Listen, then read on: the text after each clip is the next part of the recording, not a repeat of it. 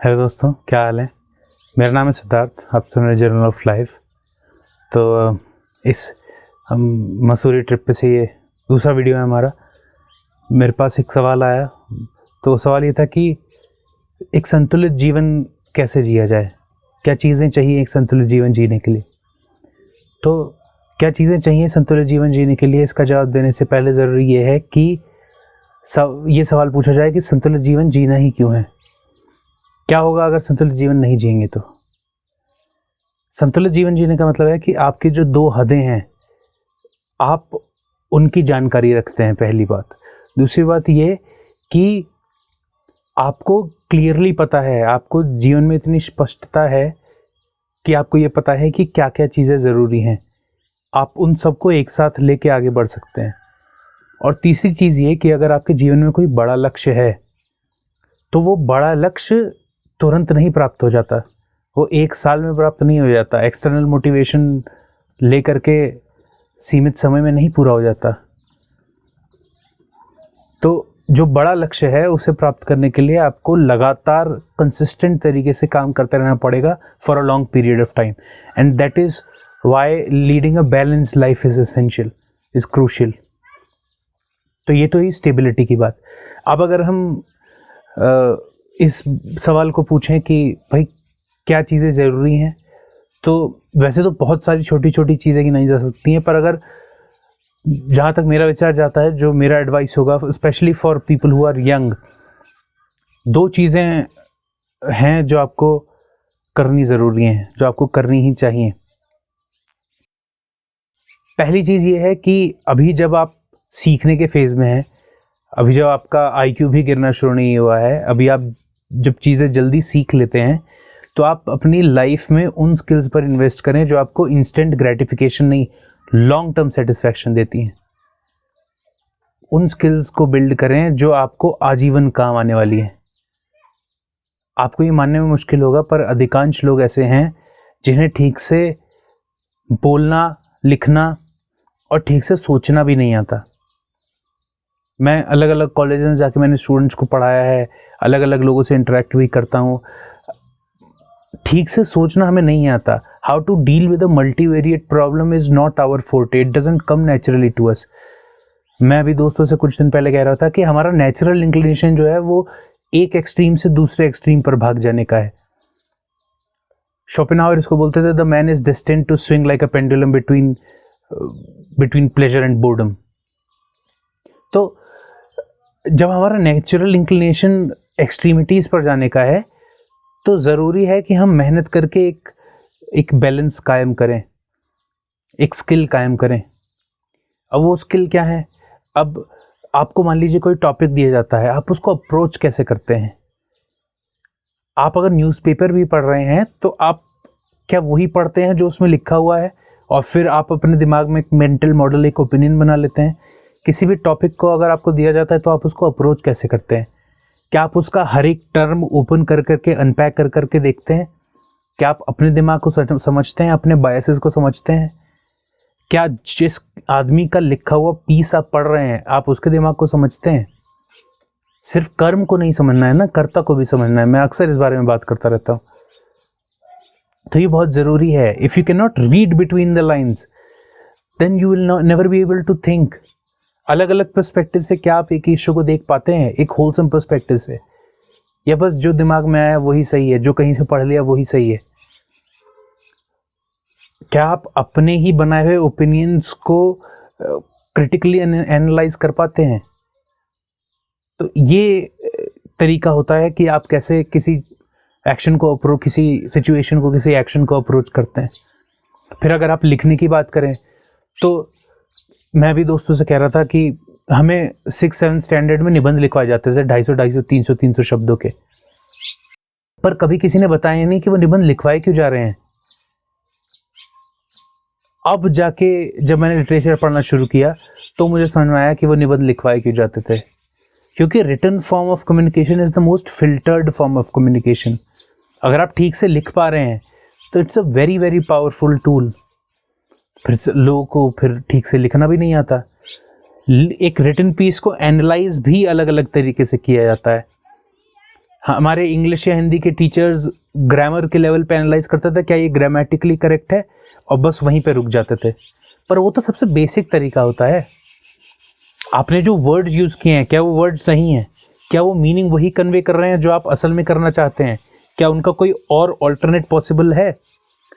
जो आपने sentence framing करी है, हो सकता है वो ग्रामेटिकली करेक्ट हो, पर हो सकता है वो बहुत ज़्यादा स्पेस ले रही हो सकता है वो ठीक से वो मीनिंग भी कन्वे ना कर पा रही हो जो आप करना चाहते हैं।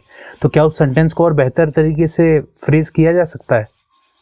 अब वो सेंटेंस पैराग्राफ में किस तरीके से आ रहा है, वो पैराग्राफ आपके पूरे एस्से में ठीक जगह पे तो है? क्योंकि आप जब एक रिटन पीस लिखते हैं ना, तो आप एक कोहेरेंट स्ट्रक्चर, एक नैरेटिव जैसा बिल्ड करते हैं दैट एंगेजेस द रीडर। अगर जो पैराग्राफ सेकंड लास्ट पे आना चाहिए था उसको आपने सेकंड पे डाल दिया, तो फिर किसी को पढ़ने में मज़ा ही क्यों आएगा? फिर कोई आपका रिटन पीस पढ़ेगा ही क्यों? That is why stories are so important, क्योंकि स्टोरीज हमेशा याद रहती हैं और आगे आगे आगे आगे पास होती रहती हैं। फिलॉसफी इज एब्स्ट्रैक्ट, फिलॉसफी के सूत्र याद रखना बहुत मुश्किल होता है। Stories over generations, over vast spaces of time pass on होती रहती हैं, इसलिए स्टोरीज इंपॉर्टेंट होती हैं। उसके बाद फिर अगर आप बोलने की बात कर रहे हैं, अब कहीं कहीं भी आप किसी भी जॉब में जाएंगे आपको प्रेजेंटेशंस देनी ही पड़ेंगी। क्या आप सही टाइम पे सही वर्ड चूज़ करते हैं? क्या आप अलग अलग एनवायरनमेंट के हिसाब से अपना चॉइस ऑफ वर्ड चेंज कर पाते हैं? क्या आप अपने आप को ठीक से आर्टिकुलेट कर पाते हैं? क्या आपकी इंटोनेशन सही है? क्या क्रॉस क्वेश्चनिंग को आप झेल पाते हैं? क्या आप धीर रह पाते हैं क्रॉस क्वेश्चनिंग के टाइम पे? तो ये सारे सवाल हैं जो हमें खुद से पूछने हैं, और अगर हमारे पास इनका जवाब नहीं है तो हमें ये स्किल्स बिल्ड करनी है। अभी नहीं करेंगे तो कब करेंगे? और यकीन मानिएगा, अभी शायद आप इस बात की ग्रेविटी को एनालाइज ना कर पाएँ, but if you can think properly, speak properly and learn to write well, you are going to be absolutely unstoppable. आप किसी भी फील्ड में जाएंगे तो ये बेसिकली प्री रिक्विजिट्स है to become a capable person. आप किसी फील्ड में स्पेशलाइजेशन तो छोड़ दीजिए, कोई भी फील्ड आप उठाइए, उसमें ये 3 स्किल्स तो आपके हमेशा काम आने ही वाले हैं। तो पहली बात तो ये है कि ये स्किल्स बिल्ड करना ज़रूरी है। और हमें लगता है अरे ये कौन सी बड़ी बात है, बचपन से तो करते आ रहे हैं। नहीं, बचपन से करते आ रहे हो तब भी बहुत सारे लोग अच्छे नहीं होते। हम, जैसे मैंने कहा, हमारा नेचुरल इंक्लिनेशन होता है एक्सट्रीम्स पे जाने का। हम तैयार रहते हैं आइडियोलॉजिकली पोजेस्ड हो जाने के लिए, स्टबर्न होने के लिए। बहुत मुश्किल होता है अपने ओपिनियंस को क्वेश्चन करना, थोड़ा मेडिटेटिव होना, अपने आप को मेजर करना, बार बार नापते रहना। तो ये है पहली चीज़। दूसरी चीज़ जो मेरा एडवाइस रहेगा वो ये रहेगा कि अपनी हदें पता करें और उन हदों को बार बार नापते रहें।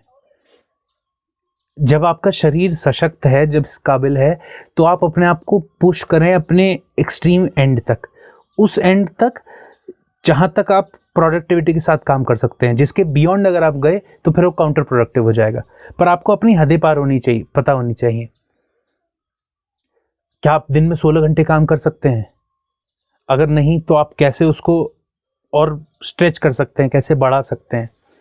आप जिम में कितने वेट्स उठा सकते हैं? आप कितने घंटे साइकिलिंग कर सकते हैं? कितनी दूर तक साइकिलिंग कर सकते हैं? वो चीज़ें करिए जो आपको अनकंफर्टेबल महसूस कराती हैं। आप में हिचक है, अजनबी लोगों से अगर आपको बात करने में हिचक होती है तो जानबूझकर खुद को अजनबी लोगों से कॉन्वर्सेशन में डालिए। अकेले मूवीज़ नहीं देख पाते, जाइए अकेले मूवीज़ देखिए, अकेले सोलो ट्रिप्स पर जाइए। ये सारे तरीके होते हैं जो आपको अंदाज़ा भी नहीं होता कि आपको कब कैसे हेल्प कर देंगी।